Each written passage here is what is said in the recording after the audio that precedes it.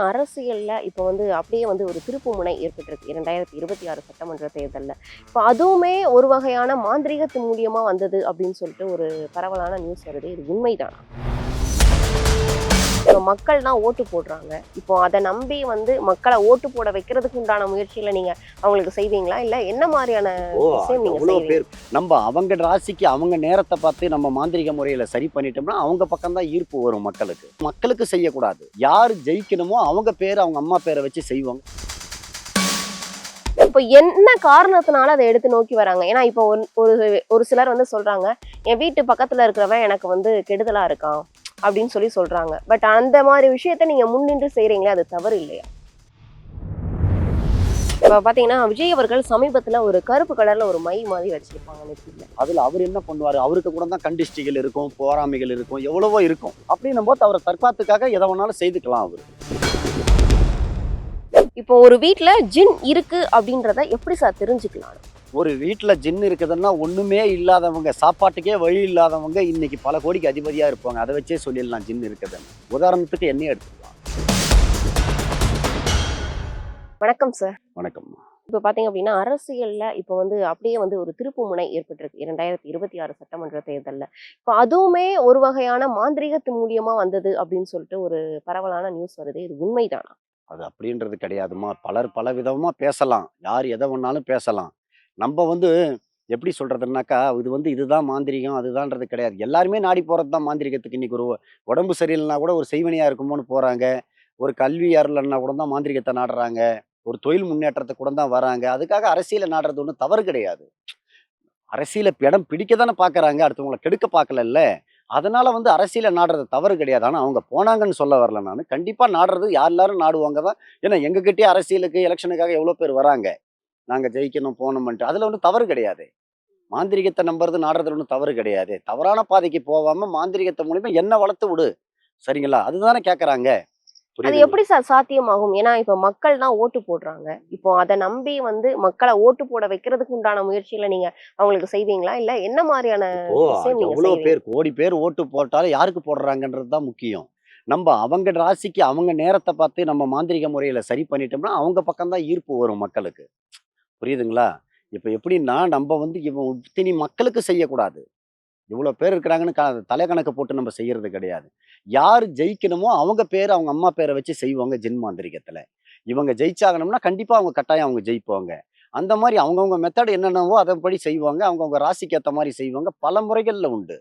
ஏன்னா, மாந்திரீகத்தை இன்னைக்கு நாடி வர்றவங்க அதிகம். டெக்னாலஜி வளர, வளர, வளர நீ மாந்திரீகம் அது இல்ல, இது இல்லன்னு சொல்றவங்கலாம் உண்டு. இன்னைக்கு இதே காலத்துல மாந்திரீகத்துல வளர்ச்சி அடைறவங்க நெறைய உண்டு. கண்டிப்பா. நீங்க சொன்னீங்க. நீங்க சொன்ன மாதிரி மாந்திரீகத்த நம்பாத மனிதர்களும் இருக்காங்க. நம்பி நீங்க சொல்ற மாதிரி அத படையெடுத்து வரக்கூடியவர்களும் இருக்காங்க. இப்போ என்ன காரணத்தினால அத எடுத்து நோக்கி வராங்க? ஏன்னா இப்போ ஒரு ஒரு சிலர் சொல்றாங்க, என் வீட்டு பக்கத்துல இருக்கிறவன் எனக்கு கெடுதலா இருக்கான் அப்படின்னு சொல்றாங்க. பட் அந்த மாதிரி விஷயத்த நீங்க முன்னின்று செய்றீங்களே, அது தவறு இல்லையா? கண்டிப்பா தவறு கிடையாதும்மா. ஏன்னா, முன்னோட வீட்டு விஷயத்துல அவங்க நின்னு அதை நின்னு செய்றாங்கன்னு ஒருத்தவங்க கஷ்டம் வரும்போது யார் காப்பாத்துறாங்க? சரிங்களா? இதே குடும்பம் ஒரு கஷ்டப்படும்போது அவங்கள யார் காப்பாத்துறாங்க? இதே குடும்பத்த ஒருத்தவங்க அழிக்கும்போது அவங்கள யார் பார்க்குறாங்க? சரிங்களா? ஒரு நோய்வாய்ப்பட்டோ, இல்ல அழிக்க தானே பார்க்குறாங்க. ஒரு சொத்துக்காகவும், வேற ஒரு பகைக்காகவும், ஏன் ஒரு பார்க்கிங்ல கார் நிக்கிற பிரச்சனைக்கு ஒரு பார்க்கிங்ல ஒரு அந்த பார்க்கிங் தர ஒரு குடும்பத்தையே ஒரு நடிகரோட குடும்பம், ஆக்டரோட குடும்பத்தையே காலி பண்ண பார்த்தாங்க. இந்த மாரி பல விஷயங்கள நான் பார்த்துக்கிட்டு வரேன். யாருக்கு யாரும் இல்லம்மா. தேவைப்பட்டு அவங்களா வரவ தான் நாங்க செய்றோம். நாங்கலாம் முன்னுக்கு போய் யாருக்கும் செய்யலையே. நீங்க வாங்க, அவங்க வாங்க, இங்க வாங்க நான் செய்றேன். யாருக்கும் நாங்க செய்யல. தேடி வராங்க. காப்பாத்துங்கன்னு வந்தா கண்டிப்பா செய்து தானே ஆகணும். ஏன்னா இப்போ ஒரு சிலர் தவறான நோக்கத்திலேயே வருவாங்க. அதாவது நான் மட்டும் நல்லா இருந்தா போதும், மத்தவங்க யாருமே நல்லா இருக்கக்கூடாது அப்படின்னு ஒரு தவறான புரிதல், தவறான எண்ணத்திலேயே வரும்போது, அது ஜின் உங்களுக்கு காமிச்சு குடுக்குமா? கண்டிப்பா எல்லாமே பேசம்போதே தெரியுமே அம்மா, நல்லவங்க, கெட்டவங்க யாருன்னிட்டு. தவறான நோக்கத்துக்கு வராங்க, போறாங்கன்றது கிடையாது. ஏன் அந்த தவறான நோக்கம் ஒருத்தவனுக்கு வருது? ஒருத்தவன தவறா நம்ம எடுத்துக்க கூடாது. இப்போ உங்கள அழிக்கிறேன்னு நெனைக்கிறான்னா, அவனுக்கு ஏதோ உங்களால பாதிப்பு இருக்கோ தான் நெனைக்கிறான். சும்மா இருக்கும்போதே யாரும் செலவு பண்ணிக்கிட்டு, இவ்வளோ தூரம் தேடி புடிச்சுக்கிட்டு, அவங்கள அழிக்கணும், போணும் வர மாட்டான். அவங்களால தாக்கம் ஏற்பட்டிருக்கும். அத நம்ம அதுலருந்து நம்ம அவங்கள விடக்கூடாது. நம்மள விட்டு அவங்கள விட்டா நம்மள காலி பண்ணிடுவாங்கன்னு தான் அந்த வேலைய செய்றது. கண்டிப்பா. நீங்க குறிப்பா பார்த்தீங்க அப்டின்னா, இந்த மாதிரி காட்டு பகுதி, இல்ல அப்டின்னா மயான பகுதியில தான் எல்லா மாந்திரீக வேலைகளும் நடக்குது. அதற்கு என்ன காரணம்? குறிப்பா நைட்டு நேரங்கள்ல, இல்ல அப்டின்னா அதிகாலை நேரங்கள்ல தான் நடக்குது. என்ன காரணம் சார்? இப்போ இப்போ ஒரு ரூமுக்குள்ள எடுத்துக்கிட்டிங்கன்னா, நம்ம நினைக்கும் போதெல்லாம் நம்ம உட்கார முடியாது, செய்ய முடியாது. நினைச்சது இது வராது அங்க. இப்ப காடு பகுதி, இப்ப மயானத்துலலாம் ஜின்கள் வந்து நல்லா வரும். நமக்கு வந்து உத்தரவு குடுக்க எளிமையான முறையில வரும். பொதுவாவே சொல்லுவாங்க, எந்த மாந்திரீகத்துக்கும் வந்து உரல் சத்தம், உலக்க சத்தம் கேட்கக்கூடாதுன்னுவாங்க. உரல் சத்தம், உலக்க சத்தம். இப்பதான் கிரைண்டர், மிக்ஸி அது இதுன்னு வந்துடுச்சு. அப்பல்லாம் வந்து அந்த காலத்துல என்ன பண்ணாங்க? உரலு, இந்த மாரி இதெல்லாம் இருக்கும். அந்த சத்தம் கூட கேட்கக்கூடாது. மாந்திரீகம் உருவான காலத்துல இருந்து. அப்படின்ற பட்சத்துல இன்னைக்கு எல்லா சத்தமும் கேட்குது. ஒரு டவுனுக்குள்ளார ஒரு கிராமத்திலேயே அவ்வளோ சத்தம் கேட்குது. எல்லாமே டவுனுக்கு இணையா வந்துடுச்சு கிராமங்கள்லாம். அப்படின்னும்போது நம்ம பூஜைகள் பண்ணும்போது அந்த சத்தம், இந்த சத்தம் கண்ட சத்தம் வந்ததுன்னா ஒண்ணுமே பண்ண முடியாது. அதுக்காக தான் நம்ம மயான பகுதியில செய்யறது.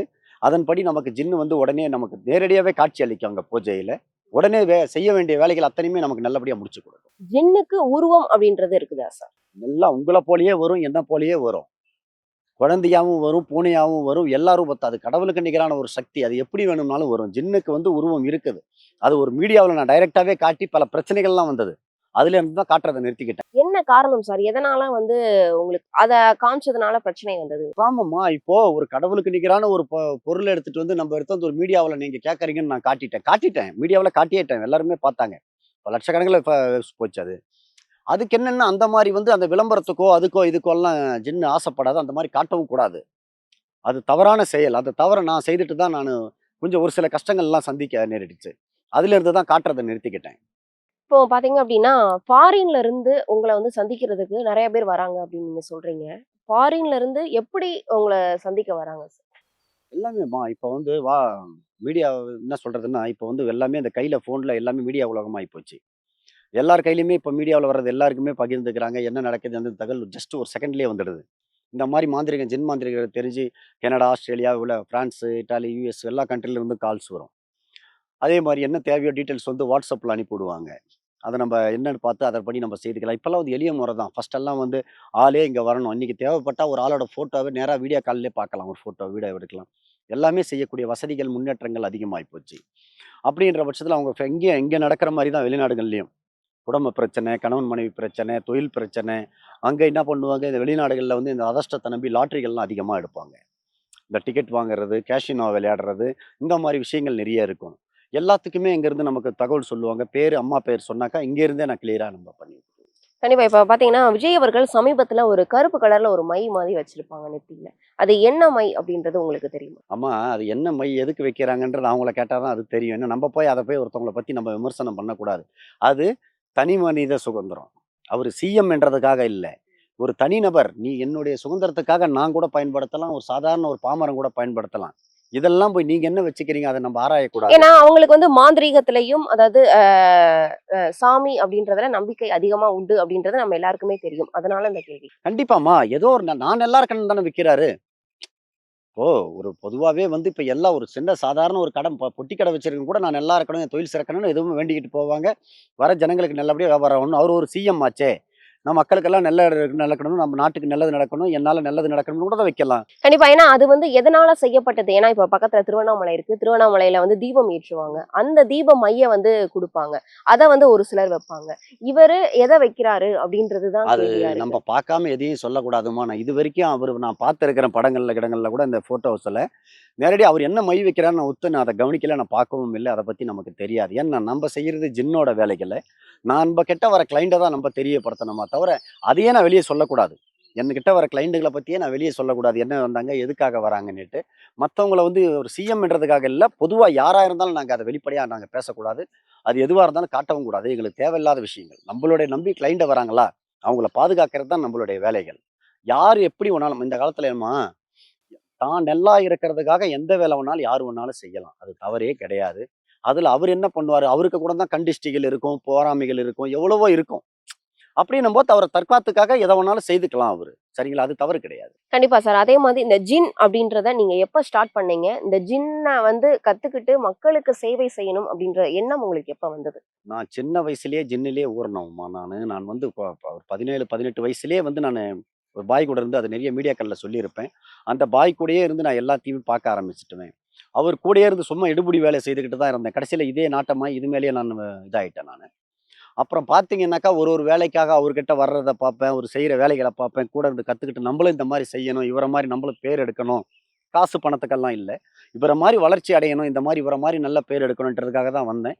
அதே நிலையை அடைஞ்சேன். அவர்கிட்டயே தீட்சையும் வாங்கிட்டேன். இன்னைக்கு நல்லபடியா அதை மக்களுக்கு நான் சேவையாவும் செய்துட்டு இருக்கேன். இப்ப இந்த ஜின் அப்படின்றத யாருனாலும் கத்துக்கலாமா சார் முதல்ல? அம்மா இவங்க அவங்கன்றதெல்லாம் கிடையாது. எதையுமே கத்துக்க முடியாதுன்றதெல்லாம் கிடையாது. நான் தான் செய்வேன், நான் தான்றதெல்லாம் கிடையாது. ஆர்வமும் வெறியும் தான் இருக்கணும். எந்த ஒரு தொழிலுக்கும் எதையும் கத்துக்கன்ற ஆர்வமும் வெறியும் இருந்தா கட்டாயம் அவங்க கண்டிப்பா அதுல ஜெயிப்பாங்க. கண்டிப்பா இப்ப கத்துக்கணும் அப்படின்னு நினைக்கிறவங்க எப்படி சார் கத்துக்கிறது? ஆமா, இப்ப நீங்க கத்துக்கணும்னு ஆசைப்படுறோம்னா, நம்ம தேடி என்ன மாரி ஒரு குரு கிட்ட வந்தீங்கன்னா, அதுக்கு உண்டான பயிற்சிகள் அளிப்போம். அத தொடர்ந்து நீங்க கன்டினியூவா ஃபாலோ பண்ணிக்கிட்டு வந்தீங்கன்னா, அதுக்கு உண்டான மாற்றங்கள் உங்களுக்கே படிக்கும்போதே அந்த உடம்புல தெரியும்.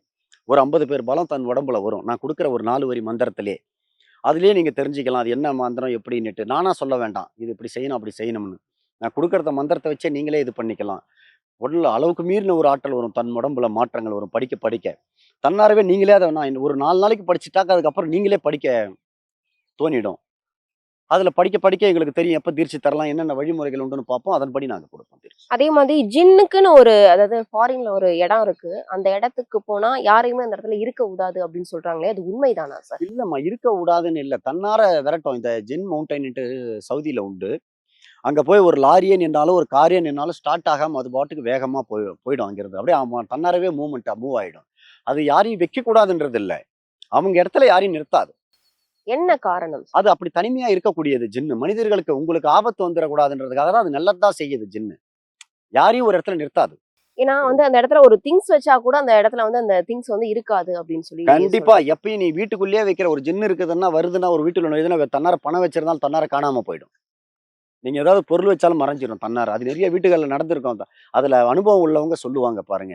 தன்னாரவே வீட்டுக்குள்ள இருந்து பணங்கள் மாயமாகும். இப்போ ஒரு வீட்ல ஜின் இருக்கு அப்படின்றத எப்படி சார் தெரிஞ்சுக்கலாம்? ஒரு வீட்ல ஜின் இருக்குதுன்னா, ஒண்ணுமே இல்லாதவங்க, சாப்பாட்டுக்கே வழி இல்லாதவங்க இன்னைக்கு பல கோடிக்கு அதிபதியா இருப்பாங்க. அத வச்சே சொல்லிடலாம் ஜின் இருக்குதுன்னு. சரிங்களா? ஜின்ன தவறா சித்தரிக்கிறவங்க நெறைய பேர் உண்டு. இது கெடுதல் தான் செய்யும். இத வச்சுக்கிட்டு நம்ம கெட்டது பண்ணலாம் கிடையாது. ஜின்னு வந்து இன்னைக்கு ஒரு ஒரு மனிதனோட வாழ்க்கை தரத்தையே தலைகீழா புரட்டி மாத்திடும். யாரும் நினைக்க முடியாத இடத்துக்கு பவர்ல கொண்டுட்டு போகும் ஜின்னு. பெரிய லெவலுக்கு தான் கொண்டுட்டு போகும் ஜின். உதாரணத்துக்கு என்னையே எடுத்துக்கலாம். கண்டிப்பா. ஏன்னா இப்ப ஒரு சிலர் வந்து சொல்றாங்க, அந்த முனி அடிக்குது அப்படின்னு சொல்லிட்டு. அந்த மாதிரிலாம் அடிக்கும்போது அவங்க வந்து ஒரு அதிகபட்சம் அந்த 1 மாசம், 2 மாசத்துல வந்து இறந்து போயிருவாங்க. இல்ல அப்படின்னா நோய்வாய்ப்பட்டு இறந்து போயிருவாங்களா, அவங்களுடைய குடும்பமும் பல கஷ்டத்த சந்திக்கும் அப்படின்னு சொல்றாங்களே, அது மாதிரி ஜின் கிடையாதா சார்? கண்டிப்பா ஜின் அந்த மாரி வேலைக்கெல்லாம், அந்த மாரி ஈன வேலைக்கெல்லாம் செய்யவே செய்யாது. அந்த மாரி பாதிக்கப்படுறவங்களோட காப்பாத்தும் ஜின்னு. புரியுதுங்களா? யாராவது ஒருத்தவங்க ஒரு பேய் பிசாசோ புடிச்சிட்டாலோ, ஒரு இது முனி கினி தட்டிட்டாலோ, ஏதாவது ஒரு ஆபத்துல சிக்கிட்டாலோ, உடனே ஜின் கிட்ட வந்து அவங்கள காப்பாத்தி அவங்க உடல்ல கெட்ட 2வது எதுவும் வரவிடாத அளவுக்கு கட்டுப்படுமா தவிர, யாரையுமே கெடுக்காது ஜின். இப்போ அதே மாதிரி இப்போ ஒருத்தவங்கள வளர்த்து விடுறது அப்படின்னு நீங்க சொல்றீங்க. இப்போ ஒரு வீட்ல இருந்து அவங்கள கெடுக்கணும் அப்படின்னு நினைச்சா அந்த ஜின்னால செய்ய முடியுமா? அம்மா அவன் ஜின்னு செய்யாதும்மா. இப்ப எங்கள மாரி மாந்திரிகக்காரங்கிட்ட மக்கள் நாடி வராங்க இல்லையா? அவன கெடுக்கணும், அவன அழிக்கணுன்ட்டு. நம்ப கையில தான். மனிதன் தான் கெடுக்க வைக்கிறது. ஒரு ஜின்னு கிட்ட சொல்லி வேண்டுறதோ, அழுவுறதோ, கெஞ்சறதால தான் அது போய் செய்யும். என்னை இவன் அழிக்கிறான், என்ன கெடுக்கிறான், இவன விட்டா வாழ வைக்க விட மாட்டான், நீ அவன அழின்னு சொல்றதால தான் செய்யுமா தவிர, ஜின்களா போய் அவங்கள எதையுமே செய்யாது. ஜின்னுக்கு அதான் வேலை. உங்கள அழிக்கணும், அவன அழிக்கணும்ன்றதா வேலை. கிடையாது. அது தான் வேலைய செய்யும். அதுகிட்ட மண்டியிட்டு முறையிடும்போது தான் அந்த வேலைகள் அது செய்யும்.